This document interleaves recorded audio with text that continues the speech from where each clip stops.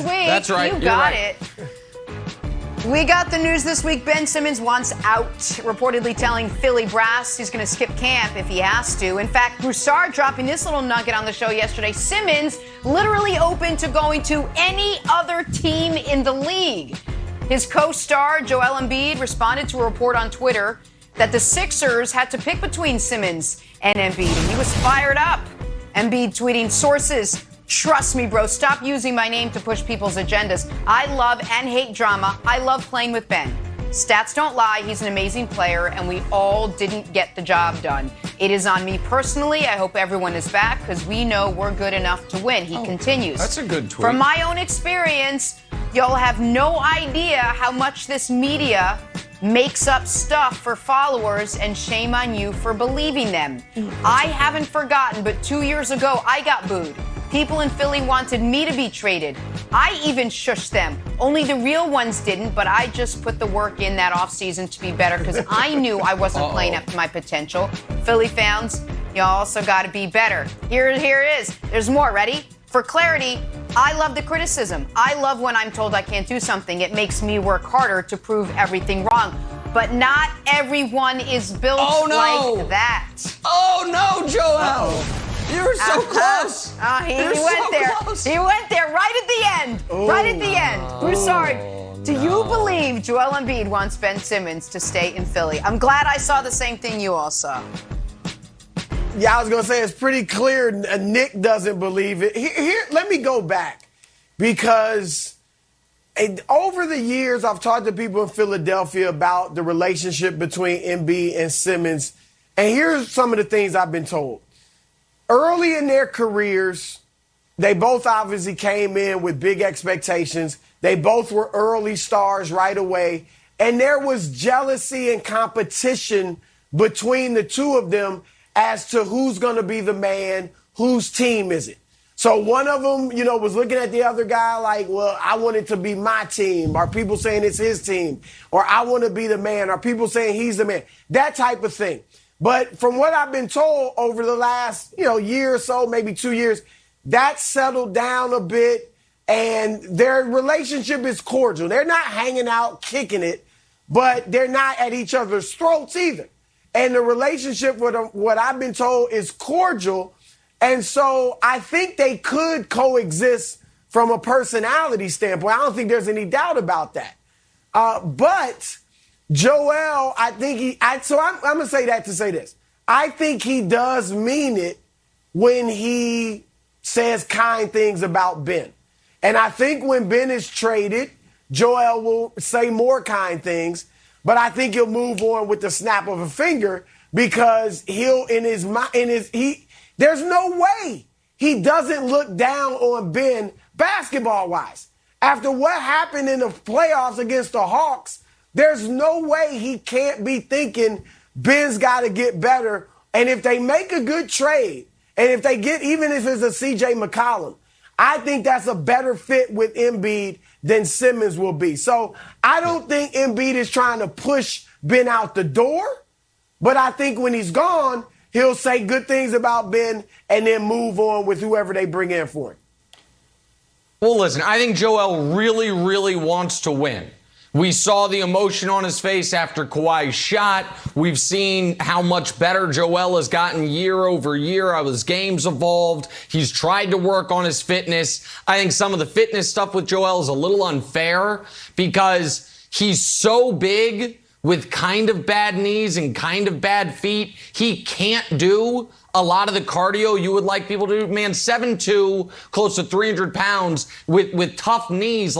He can't be running 5 miles. His body, so he's never going to be in the peak physical shape like some people want. Exactly right, Jenna. But as is often the case with Joel, he just said a little too much. Those tweets would have been fine if he would have just stopped 7 words early. Yes. But not everyone is built for that. Okay. Well, that's a shot. Just like at the end of the year, after the devastating loss to the Hawks, the press conference would have been fine if he didn't say, Well, I thought the game turned when we had a dunk and we got no points out of it. It's like, okay, man. And I'll add to some of Broussard's reporting with a little of my own.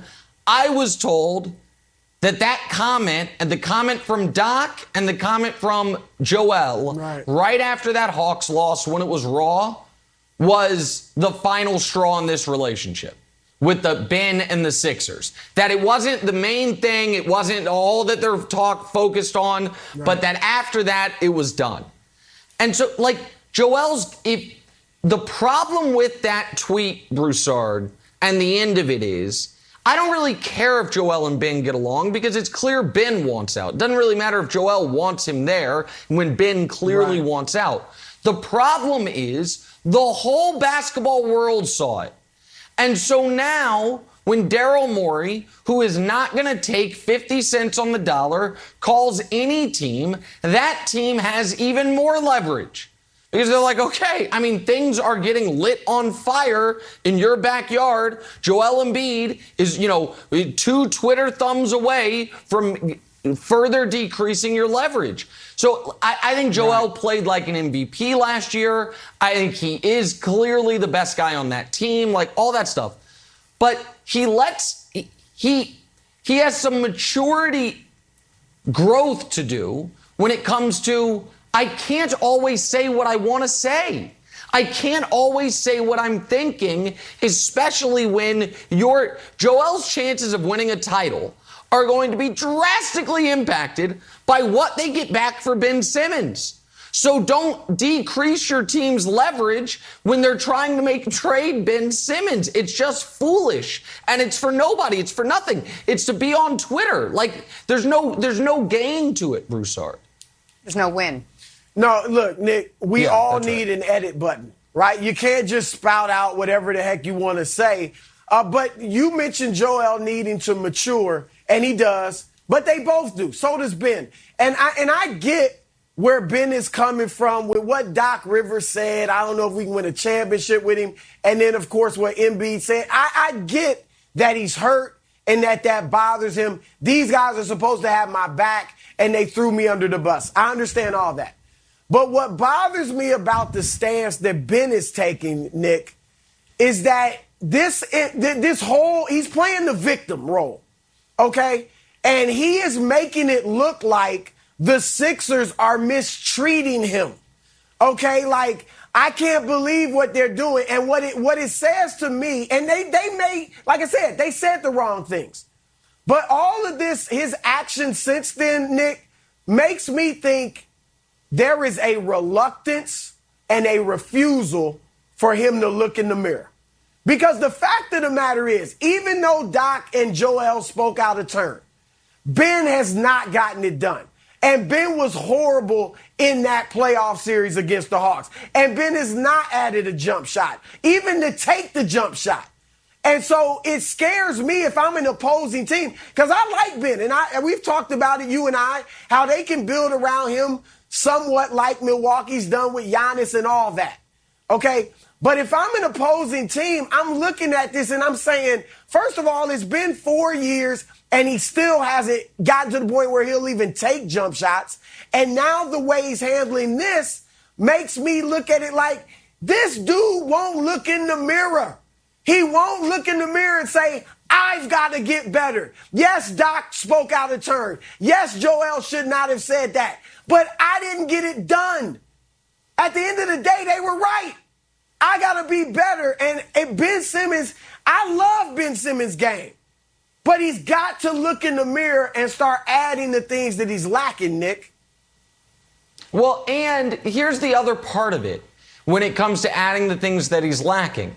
In a different circumstance, Broussard, if you're not on a team with Joel, then maybe if you have the right pieces around you, the things that you are lacking don't rear their head so much, right? They don't come up so much. Agreed. I'll use Draymond as an example. Draymond doesn't refuse to take, well, last year he kind of did refuse to take shots, but Draymond doesn't have a refusal. It's just that aside from the 73-win season, he's never been able to take shots, right? But he's on the perfect team for his skill set.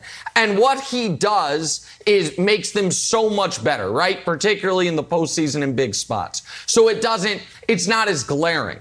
I understand the frustration for anyone in any walk of life. If you're like, man, I'm just in the wrong place. If I was somewhere else, I'd get criticized less, I'd be loved more, all this stuff. But you are where you are, right? And so I get why he wants out of Philly now.